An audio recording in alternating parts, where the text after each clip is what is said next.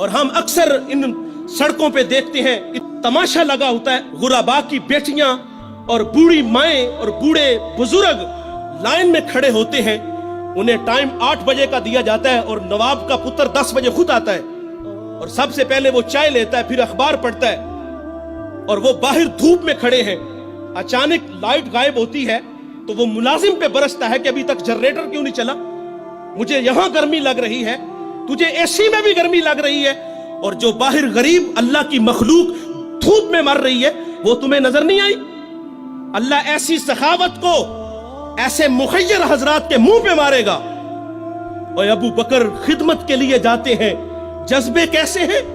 ایسے وقت میں جاتے ہیں جس وقت میں اللہ کے علاوہ انہیں کوئی بھی نہیں دیکھتا، خدمت کر کے آتے ہیں۔ کیا ہمارے اندر یہ جذبے ہیں؟ اور ہم تو 500 کا نوٹ بھی دیں تو ہزاروں لوگوں کو دکھاتے ہیں، ہم آٹے کا تھیلا دیں تو ذلیل اور رسوا کر کے دیتے ہیں، اور وہ کتنے بڑے لوگ ہیں یار، خدمت کرنے کے لیے جاتے ہیں، پاؤں میں جوتے بھی نہیں کہ کوئی میرے قدموں کی آہٹ کو بھی نہ سن لے۔ یہاں ایک توجہ یہ بھی آپ کی چاہوں گا، حضرت ابو بکر فرماتے ہیں کہ کہیں کسی کے نیند میں خلل نہ آئے میرے قدموں کی آہٹ کی وجہ سے۔ آج ہمسائے ہماری شرارتوں سے محفوظ نہیں، ہم نے ڈیک آن کیا، ہمسایہ صرف بیچارہ اتنا ہی کہتا ہے یار تھوڑی سی آواز آہستہ کر لو، وہ کہتا تمہیں کیا تکلیف ہے، میرے گھر میں چل رہا ہے، تمہیں کیا تکلیف ہے؟ یہ ہمارے یہ رویے ہیں صاحب، اور وہ کتنے بڑے لوگ ہیں چھپ کے خدمت کرتے ہیں صرف اللہ کی رضا کے لیے۔ اور پھر جب حضرت سیدنا صدیق اکبر رضی اللہ تعالیٰ عنہ دنیا سے چلے گئے تو حضرت عمر جو 23 لاکھ مربع میل کا حاکم ہے، پھر وہ ڈیوٹی خود لیتے ہیں، خود اس کے گھر کے برتن دھوتے ہیں، اس کے گھر میں جھاڑو دیتے ہیں اور خود مشکیزیں بھر کے آتے ہیں۔ اللہ نے آپ کو اگر خدمت کا جذبہ دیا ہے، آپ خدمت کرنا چاہتے ہیں تو اس انداز سے کرو کہ دائیں سے دو بائیں کو خبر نہ ہو۔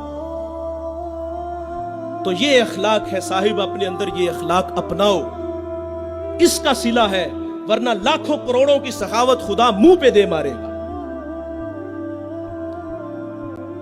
تو ایک زمانہ ہمارے اوپر ایسا گزرا ہے کہ لوگ ایک دوسرے کا احساس کرتے تھے۔ یہ بغداد کی کہانی ہے، ایک شخص صرف یہ دیکھنے کے لیے آتا ہے کہ یہ لوگ عزت کیوں اتنی زیادہ پا گئے ہیں۔ اس نے ایک ہوٹل سے کھانا کھایا، وہ مسلمان نہیں تھا، اور سامنے ٹیبل پہ ایک جوان بیٹھا تھا، وہ مسلمان ہے۔ اس نے محسوس کیا کہ اس کا تعلق ہمارے شہر سے نہیں ہے۔ خیر کاؤنٹر پہ جا کے اس کا بل دیا، اور اس صاحب نے کھانا کھایا، بل دینے کے لیے کاؤنٹر پہ گیا تو کہا آپ کا بل ادا ہو گیا ہے۔ کہا یہاں تو مجھے کوئی جانتا نہیں، میں اجنبی ہوں۔ کہا ایسے ہی ہے، ایک مسلمان تھا اور اس نے آپ کا بل دیا اور چلا گیا۔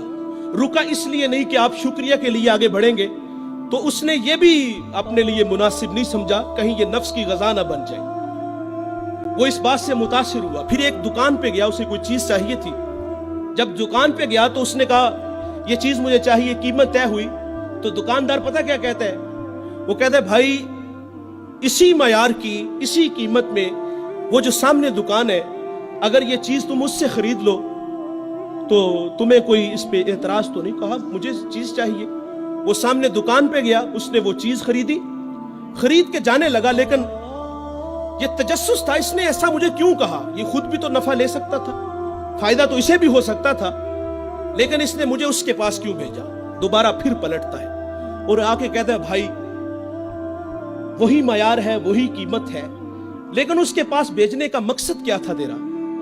اس نے کہا بھائی میں صبح سے اس وقت تک میرے پاس بڑے گاہک آئے ہیں اور میں نے اپنے بیوی بچوں کے لیے رزق روٹی اکٹھی کر لی ہے، اور وہ جو سامنے بھائی ہے اس کے پاس صبح سے لے کر اس وقت تک کوئی گاہک بھی نہیں آیا، تو میری آرزو تھی کہ تو اس سے جا کے خرید لیتا تاکہ وہ بھی اپنے بچوں کے لیے رزق روٹی لے جاتا۔ ایک ایسا زمانہ تھا، ہمارے اخلاق اتنے اچھے تھے، ہم ایک دوسرے کا خیال رکھتے تھے۔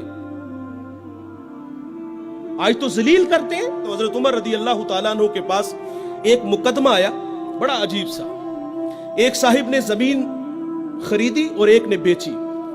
جس نے زمین خریدی اس نے ہل چلایا تو اس سے خزانہ نکلا، اور وہ خزانہ لے کے جس سے خریدی ہے اس کے پاس آ گیا، اور آگے کہتا ہے کہ بھائی میں نے زمین خریدی ہے, زمین کے پیسے دیے ہیں, اس خزانے کے پیسے نہیں دیے, یہ آپ مجھ سے لے لو.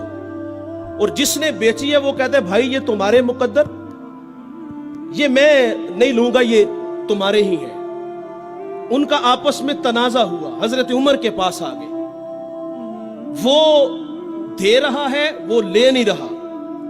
آج بھائی بھائی 1 انچ پہ ایک دوسرے کو قتل کر رہے ہیں. آج 1 انچ پہ بھائی جیونا مرنا ختم کر رہے ہیں اپنے بھائی سے. اپنی اولادوں کو بھی نصیحت کر کے جاتے کہ چچا کو منہ نہیں لگانا.